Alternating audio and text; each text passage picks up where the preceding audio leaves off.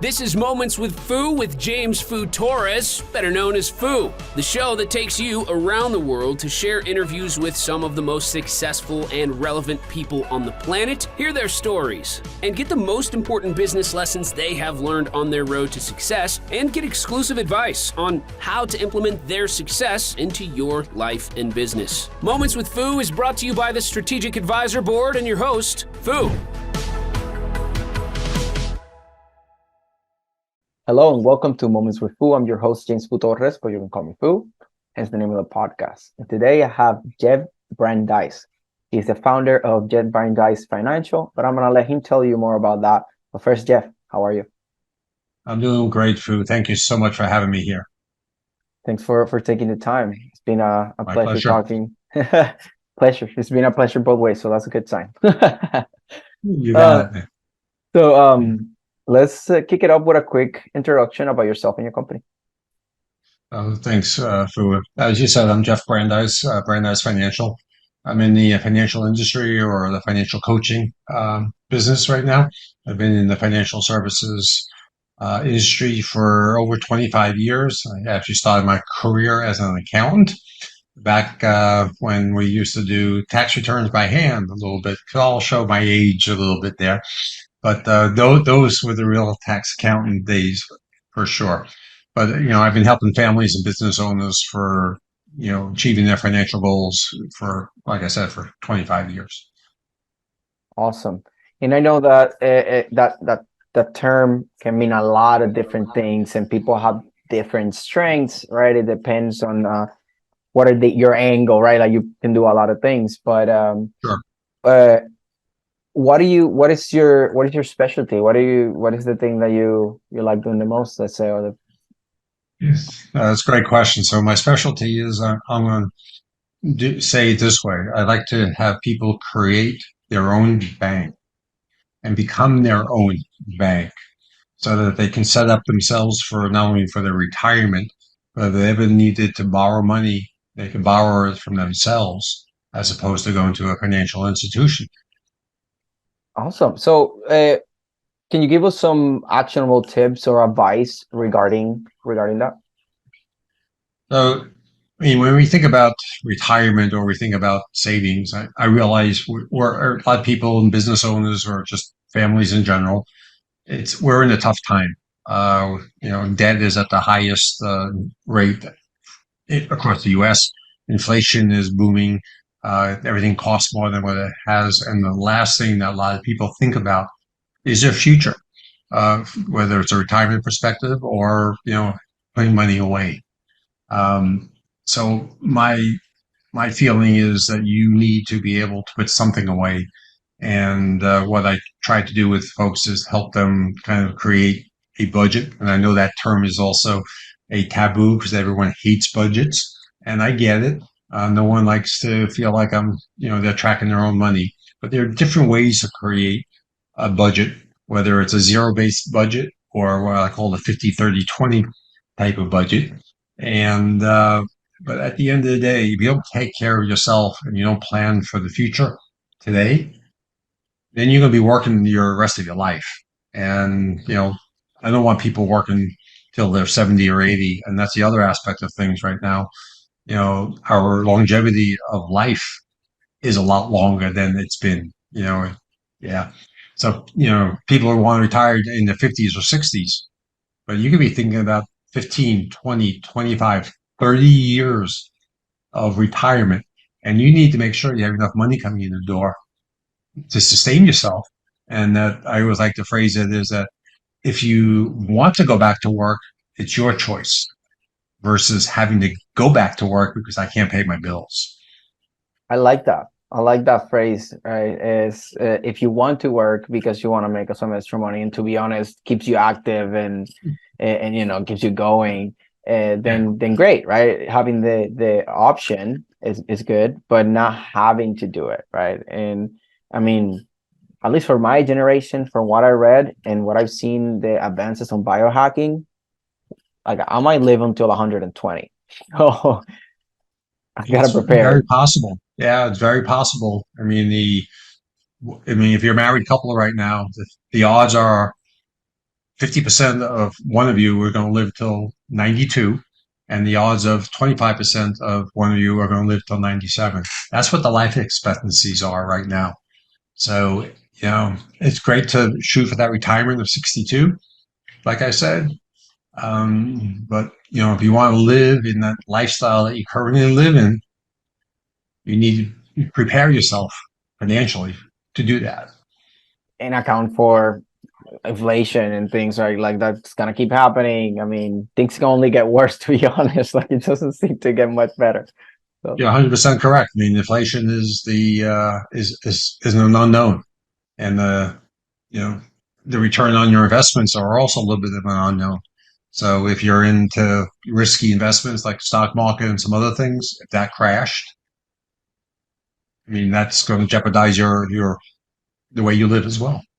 and what one thing that I really like about the being your own bank part, right? Like so first I like how you said, like, before starting to talk about being your own bank, first you gotta think about the future, start separating money, so then you can be your own bank, right? Like you can't be your own bank if you're not start separating money and then you have money to be your own bank, right? So that's the first step, like you described.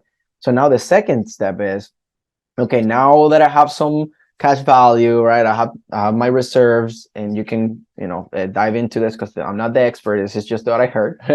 That now you have there, now you can take loans against it. Loans are not taxed, right? And now you can use that for buying a car or buying different things, right? So I want you to talk more about that, because when I heard about that and I learned about that, that blew my mind. I was like, what? And then I started separating money right away, because I was like, I want to be my own bank. I want to buy a car eventually, and I want to do it by borrowing against myself, my own money.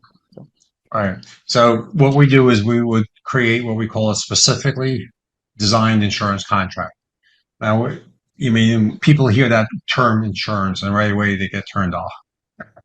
Okay. And, you're smiling, but at the end of the day, insurance is really one of the most valuable things that people can have. Of course, it serves more than just what typically the people think. And if you have honestly, an agent like myself that will design your policy the way it should be designed for to be a bank, as opposed to paying me the highest commission, because at the end of the day, it's not about me, it's about you and delivering on things. So, if, for example, people are in debt, we create this, specifically designed insurance contract that builds cash value quickly, and will pay off, and you can pay off your debts faster than you could ever imagine paying them off. And we typically can pay off a mortgage in typically around 9 years or less, and save you a ton of interest. And at the end of the day, if you needed to go buy that car, you have cash value in there. You can pull the cash out, you'll have it in 3 to 5 days.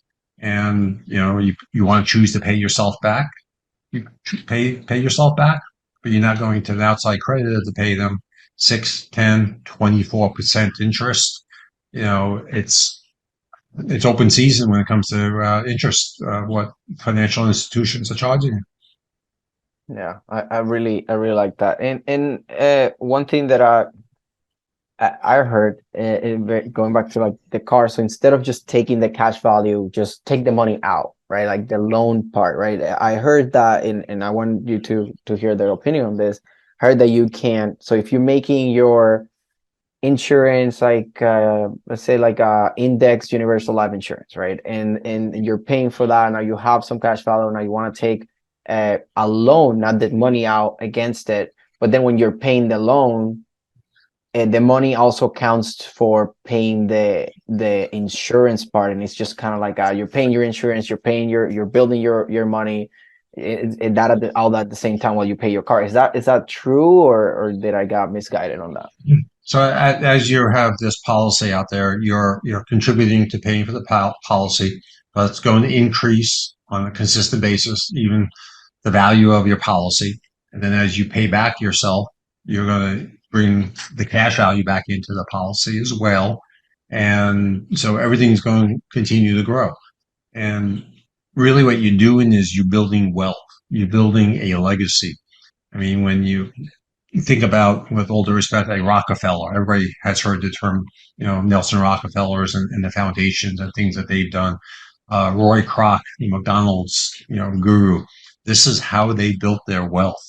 So even business owners, if they're borrowing money for construction jobs or for a tractor or for automobiles, I mean, they're borrowing that money.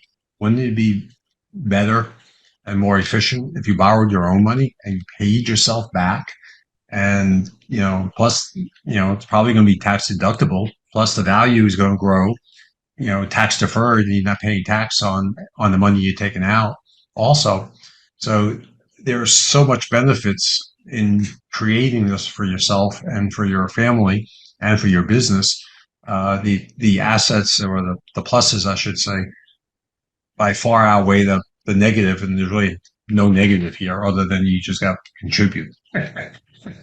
Yeah, so it seems like the only challenge, the only friction point here, you just get to people to not worry too much about the present and only that, and I just gotta survive today and that's it, and just separating a little bit for their future, and obviously doing consistently, not falling off. Like, is there any other friction points or challenges that I'm missing here? Not really. Really, at the end of the day, it's part of it. I consider to be a coaching aspect of me. You got to be able to sacrifice a little bit or find, and I guarantee you, I can find money in people's how they spend their money today. That they can put funds into a retirement plan or just reallocate what they're doing today. I guarantee you. In fact, one of the things I'd be happy to do for people is, and I coach people on this, I'll find money. And if I don't find money for them, then obviously we walk away friends, but at the end of the day, I will find money that we can put into a policy or put into an emergency fund. And from a financial planning perspective, if I can't find money, I'll give you back your funds. So Yeah, it's yeah. just really, it's a psychological thing. It's like a New Year's resolution. You got to stick with it. You got to make that commitment. When you said that, something that I remember something from our conversations that I thought was pretty cool. So I think I wanna have this in the podcast, which is, you said about the finding money, and you mentioned, especially like teachers or like W-2, I believe, you can correct me if I'm wrong, that you can find even money how to in their W-2s that they're getting, that there's some money that they can reroute and different things, right? Like, talk a little bit more about that, because I think that's a pretty interesting thing. So a lot of the employees, I'll put it that way, whether you're in a company or you're working for a state, think about when you actually started your job and you probably got sent a bunch load of either electronic documents to e-sign, or they gave you a pile of paper for you to sign manually. And honestly, 90% of us, 98% of us just sign because it's in front of you. And most of the time, you have no idea, with all due respect, what you actually signed for or what you obligated yourself for. And then you get your paycheck and you go, where's all my money? Right? I've done it. I've seen it when I was in my younger days as well, right? And I'm sure some of our listeners are laughing really right now. But then you start looking at your pay stub and go, I don't remember signing up for that. But you know what? You look at it, and then you get involved with something else, and before you know it, years go by. And again, so what I do when I coach people or I work with people is, let's examine where your funds are going. So part of it's your paycheck. Part of it's, let's just look at really, where are you spending your money today? I like it. I like that. I like that. I because I haven't seen that approach of people. Hey, let me say your pay stub and see where your things are going. Right. Everybody just think about, oh, okay, let's do budget, and then let's like make sure that you have life insurance, and then from there, like, there's the other options of like, oh, what your goals, you wanna, something that is index or something, you start looking at all these different things. But well, let me find money in your pay stub. That's something that really I don't think people talk about that enough, for sure, because I haven't come across until you. So I wanted to make sure that I put that there, because even though mainly this is mainly for business owners. Business owners also have significant others and people in their life that are having that W-2, and a lot of business owners also have W-2 sometimes, right? Well, you're like in that transition a lot of times, right? Right. Well, even business owners, I mean, they're running their business. They're having expenses going through their P&L, and depending upon if they're a sole practitioner or if they have someone keeping their books, no one's really looking at it from an outside perspective. And that's where my accounting background also comes into play, in that I can actually understand financials. I understand what's going on in the business. And I'm not here to tell you not to spend your money. Let me say that. Okay. I'm here to coach you and guide you. The final decision is really up to you on what you obviously wish to do, want to do, and what your true desires are. So I'll just bring up things, and really at the end of the day, it's your choice. So I'm not going to force you. I'm not that type of person. I hate to use the term, and no disrespect to car sales guys, but I'm not here to sell you something today. I'm here for a long-term relationship. Okay. Yeah, I really like that approach, and I love how you explain it, that like that advantage of my background as a CPA can help, can be an edge, especially the being that ethical, that very long-term thinking, and wanting the best for your clients, combined with very uh, like arduous expertise, let's say, right, that you have, allows you to not, hey, I'm just gonna get you to get some insurance and stuff. Is I'm gonna help you financial plan your whole thing, even your business, and I have the experience to come almost be almost a CFO, right, and a business advisor, and then build the financial, which are so important, and then from Yeah. there, like have more, more success, right? Because when you track your money right, you invest right, then everything becomes a lot easier in the business, right? We utilize some tools that we could do a 15, 20-year forecast of your financial position. We can actually look at, and this has happened more than once, way too often. Do you have any idea of when you will run out of money in your retirement?